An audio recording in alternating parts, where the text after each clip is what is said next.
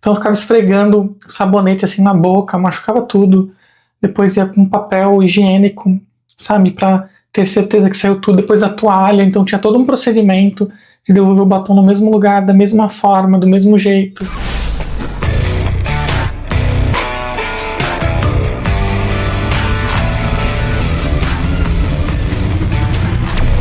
Oiê, seja bem-vindo ao meu mundo. Bom, hoje eu quero falar com você sobre infância. E para isso trouxe até uma camisa especial aqui.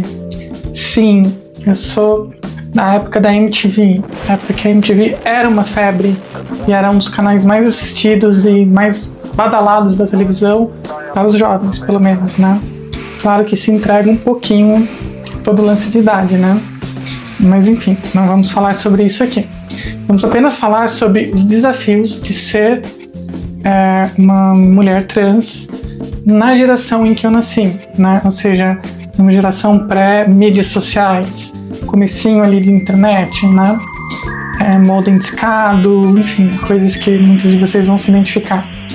E com certeza eu sei que esse tópico da infância é uma coisa que ele remete e é comum a muitas pessoas, né? Por quê? Porque eu não tive uma infância na qual eu tive a liberdade de poder experimentar coisas do universo feminino, né? Eu tive uma criação que foi sempre muito dura, muito rigorosa, e qualquer coisa que remetesse à possibilidade de ser gay, né, naquela época, era uma preocupação enorme, principalmente para o meu pai, né? Então, assim, toda vez que eu fazia alguma coisa, e eu sei que talvez muitas de vocês que vão estar assistindo aí vão se identificar com isso, porque provavelmente vocês também faziam, né, algo como, não sei, brincar com uma boneca, usar uma maquiagem, passar um batom. Isso automaticamente era uma coisa que tinha que ser punida pelos meus pais, principalmente pelo meu pai, né? Então, assim, não foi uma infância no qual eu pude explorar certas coisas, né? Eu lembro até hoje de que as poucas vezes nas quais eu fui pega fazendo algo, como por exemplo, interagindo com algo do universo feminino, ou usando um batom mesmo, que é o exemplo que eu trouxe agora há pouco, eu lembro de ter apanhado, eu lembro de ter sido meio...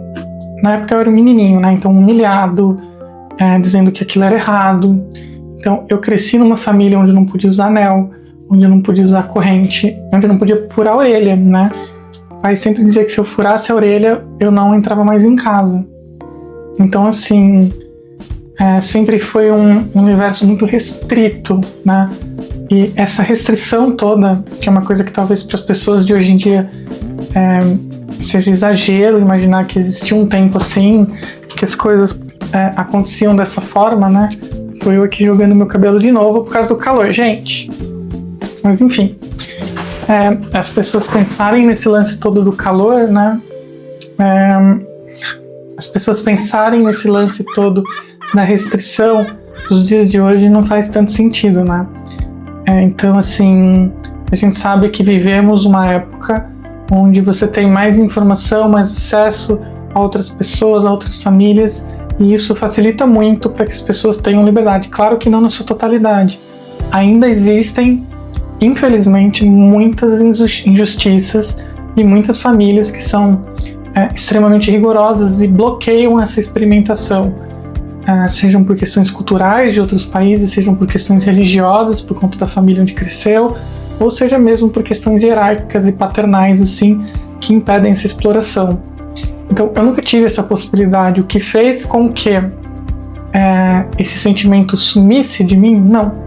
Fez, na verdade, com que eu desenvolvesse formas de fazer isso escondido a vida inteira. E assim foi. Então, eu fui aprendendo e melhorando cada vez mais a minha habilidade, né, em inglês skill, de usar as coisas sem que ninguém soubesse de nada. Eu fui virando tipo uma expert, uma especialista nisso. Então eu conseguia ir lá, usar as coisas, por exemplo, da minha mãe e tirar tudo, porque minha mãe, ela perceberia qualquer coisinha fora do lugar, então eu ia lá, tirava tudo perfeitamente, usava, memorizava, porque naquela época não tinha celular. Até tinha, mas não era comum ter câmera, né? Não tinha câmeras digitais, tipo aquelas pequenininhas, Cybershot, alguma coisa assim, nossa, da Sony, né? Que era uma febre na época. De novo, tô entregando a idade, né? Mas não tinha, então tinha que ter uma memória fotográfica para as coisas. Eu tinha que memorizar como é que tava, tinha que usar ir lá e depois guardar e colocar tudo bonitinho. Meu, quantas vezes eu não pegava uma blusa, sabe, e amarrava na cabeça assim, pra fazer que era tipo cabelo, sabe, porque tipo eu era menino e eu não tinha cabelo comprido, né, então eu tinha que fazer que era tipo cabelo, eu amarrava a blusa assim, ficava parecendo uma freira, mas já era melhor do que a aparência que eu ficava ali de menino, então eu ficava me imaginando, eu muitas vezes me trancava no banheiro, ligava o chuveiro, punha a blusa ali, pegava umas maquiagens da minha mãe, passava um batom, me olhava, me admirava, imitava algumas coisas, eventualmente alguma menina que eu admirasse de alguma forma do meu colégio, fingia e tal, depois eu tirava tudo, fazia certeza que tudo tinha saído do batom, né? Muitas vezes o batom vermelho, meu, não tinha, minha mãe não tinha removedor de maquiagem, nada dessas coisas. Então eu ficava esfregando sabonete assim na boca, machucava tudo. Depois ia com papel higiênico, sabe, pra ter certeza que saiu tudo. Depois a toalha, então tinha todo um procedimento de devolver o batom no mesmo lugar, da mesma forma, do mesmo jeito. E isso eu fazia sempre com tudo, né? Então, com as coisas do banheiro, quando minha mãe saía e eu ficava sozinha em casa, né? Porque eu tinha irmãos, né? Vamos colocar assim. E nem sempre eu estava sozinha em casa, muitas vezes eu estava com eles. Então, quando eu tinha a oportunidade de ficar sozinha em casa, o que eu fazia? Eu aproveitava e usava tudo. Usava o vestido da minha mãe, usava o sutiã da minha mãe, anéis, brincos. Os brincos dela eram de furar, mas eu dava um jeito de pendurar na orelha, ou pegar um pouquinho de cola de Super Bonder assim e grudar, sabe? E eu me curtia naquele momento, né? Claro que era um momento de muitas descobertas, e isso também tinha muito medo de ser pega, mas eu não sabia. Eu achava que aquilo era errado, que era proibido, e por anos e anos e anos foi assim. Eu cheguei a usar roupas, maquiagens, coisas de namoradas que eu tive. Eu tive uma namorada antes da Becca, tá? E vamos dizer assim, essa pessoa morreu pra mim, tá, Becca? Nem lembro dela, nem sei quem é, nem quero saber. Depois já veio a Becca na minha história. Assim, eu não fui uma pessoa de ter muitos relacionamentos, enfim. Mas assim, a Becca sabe, eu já contei isso pra ela, que desde a época que a gente namorava, eu cheguei a usar coisas dela, cheguei a usar roupas da irmã dela. Talvez um dia a irmã dela saiba de tudo, veja esse vídeo e brigue comigo. Talvez. Mas enfim, cheguei a usar roupas, sei lá, das minhas primas, sabe? Então sempre que eu tinha uma oportunidade de estar sozinha no lugar e existiam coisas femininas para que eu utilizasse, eu usava. E eu fui aprendendo a ser tão boa em fazer as coisas sem que ninguém soubesse, que na verdade isso nunca deixou de existir. O que comprova o que eu sempre falo para vocês, que isso não é, como é que eu posso dizer, não é uma coisa que a gente escolhe, isso vem com a gente, né? Por mais que, veja, tentou-se tirar isso de mim a vida inteira, cá estou eu, né? Ó, meu pai fez um excelente trabalho, ó, papai. Aqui, ó, mandou super bem em corrigir a sua filha, tá? O filhão, né? Tá aqui, ó. Enfim, brincadeiras à parte, eu sei que isso é uma coisa comum para muitas de nós, né? Infelizmente.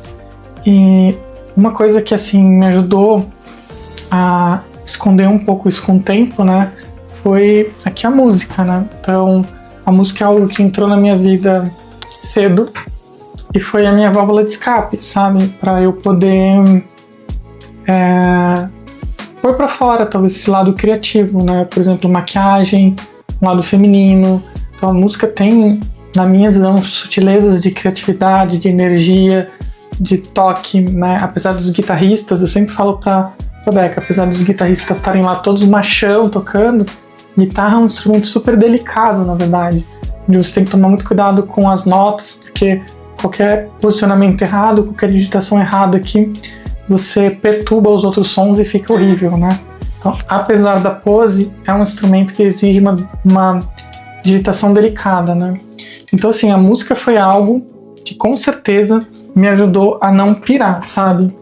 A não ficar maluca. Mas sempre existiu isso. Sempre que eu tive a oportunidade, eu tentei vivenciar isso. Houve um tempo, sim, que essa parte ela ficou menos latente, quase que adormecida. Houve um tempo, inclusive, que por conta de toda essa proibição, eu tinha muita raiva de quem vivia isso, de quem era gay, de quem era trans. Eu tinha raiva, como se aquilo fosse errado, e eu falava, essa pessoa não pode ser assim, sabe? Eu criticava, eu julgava, e isso era uma coisa que muitas vezes eu vejo nos dias de hoje. Eu vejo muita gente que faz essa negação, faz essa acusação, que tem essa raiva, esse ódio, muitas vezes por não poder ser, por não poder experimentar, por não poder vivenciar aquilo, né? Era o que acontecia comigo numa idade ali, sei lá, próxima aos 18, 20 anos. Eu tinha muita raiva de quem podia ser ele mesmo. E foi levando muito tempo para eu entender, para eu me compreender, para eu vivenciar. Demorou muito mais tempo ainda para eu entender que existiam outras pessoas como eu.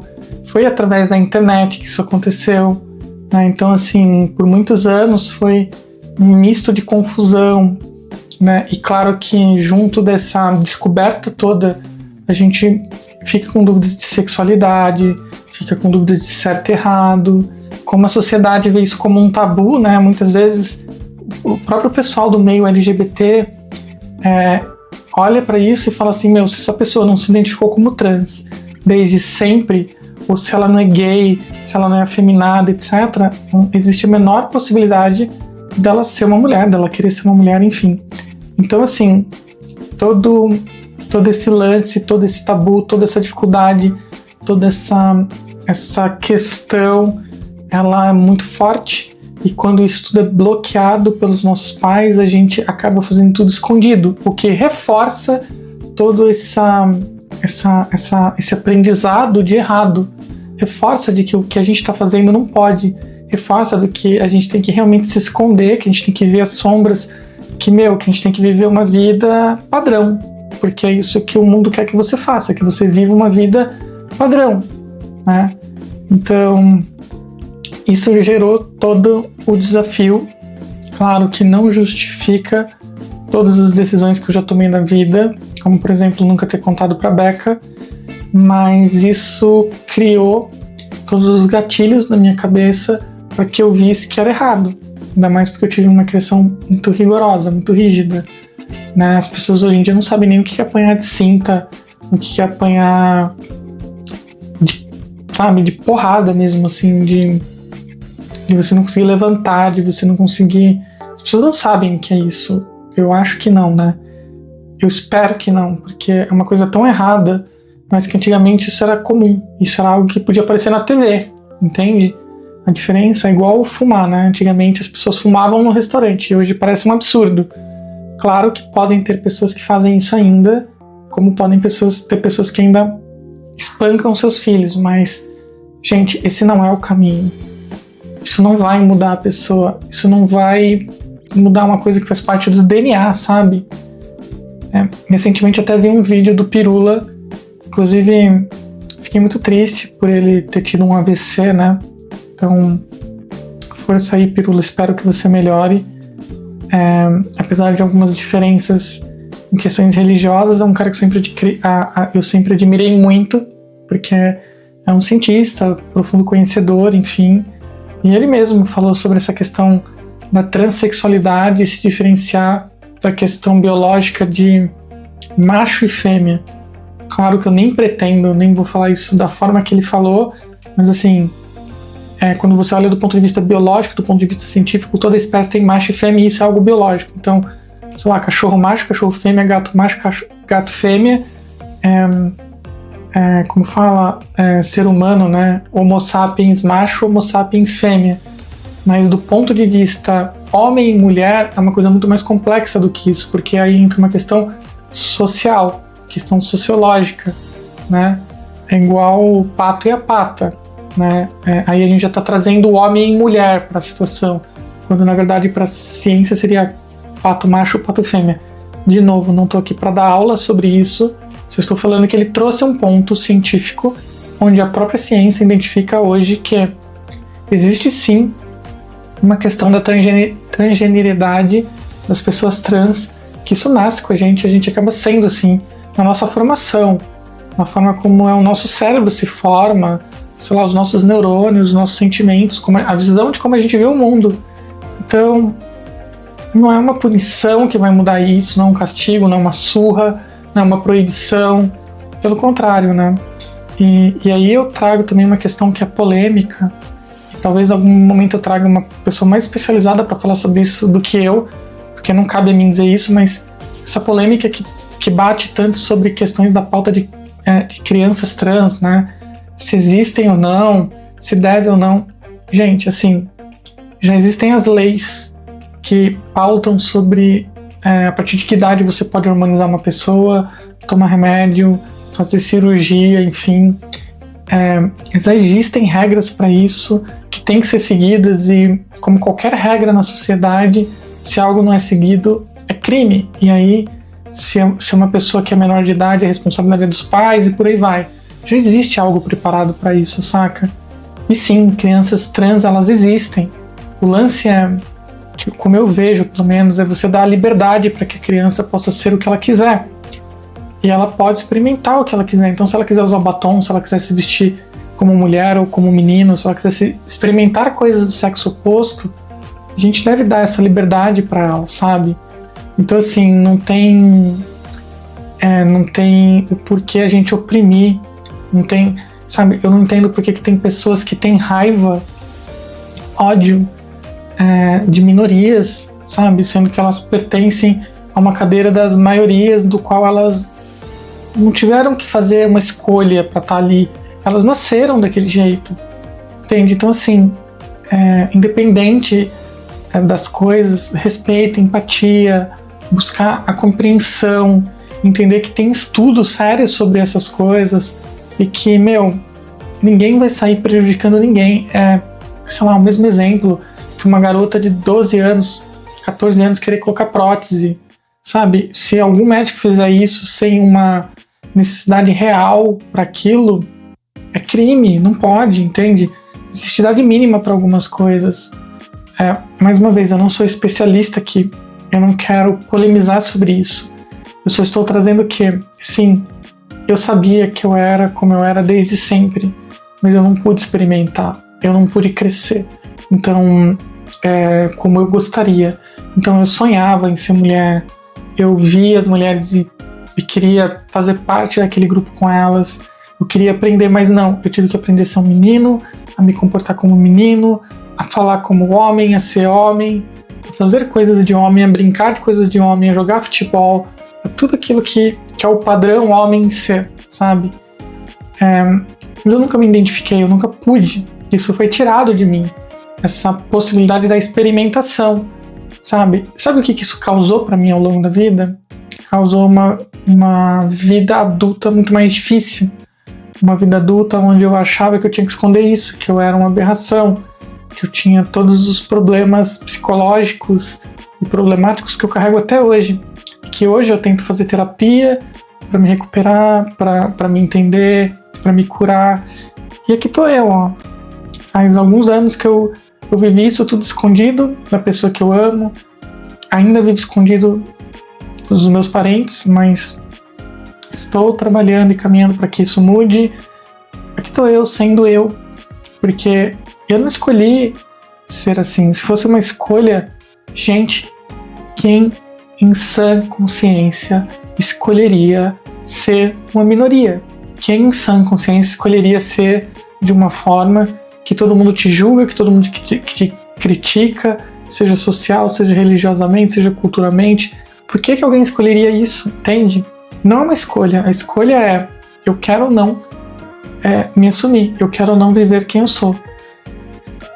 E aí também, mais uma vez, né, para aquelas pessoas que vão chegar e dizer assim, nossa, mas se assume logo, cara, gata, gato, pessoas, cada um é cada um, cada pessoa tem a sua vida, tem as suas dores, tem os seus tombos, sabe onde está se metendo, sabe os desafios que carrega. Então, vamos tentar respeitar isso, né? Vamos tentar, sei lá, ter um pouco de empatia pelo próximo, ter um pouco de carinho, de compreensão, de entendimento pelo próximo. Acho que é importante, né? O mundo é tão cheio de pessoas querendo se comparar, serem melhores, julgar. E, muitas vezes se preocupa com você, sabe? Respeita. Eu tô aqui na minha luta, eu tô aqui dividindo com vocês, eu tô aqui muito feliz por estar encontrando pessoas que entendem, se conectam com isso, dividem a minha dor. Estou aqui feliz por poder ajudar algumas de vocês. Estou aqui feliz porque muitas de vocês me ajudam, tá? Saibam disso, vocês também me ajudam.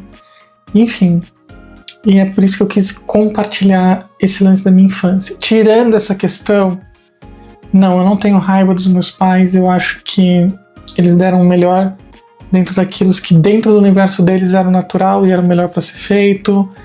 É claro que algumas coisas poderiam ter sido diferentes, mas tirando esse bloqueio, tirando essa possibilidade de experimentar, eu tive uma boa infância, eu tive acesso a uma boa educação, eu tive bons avós, principalmente, que me acolheram muito.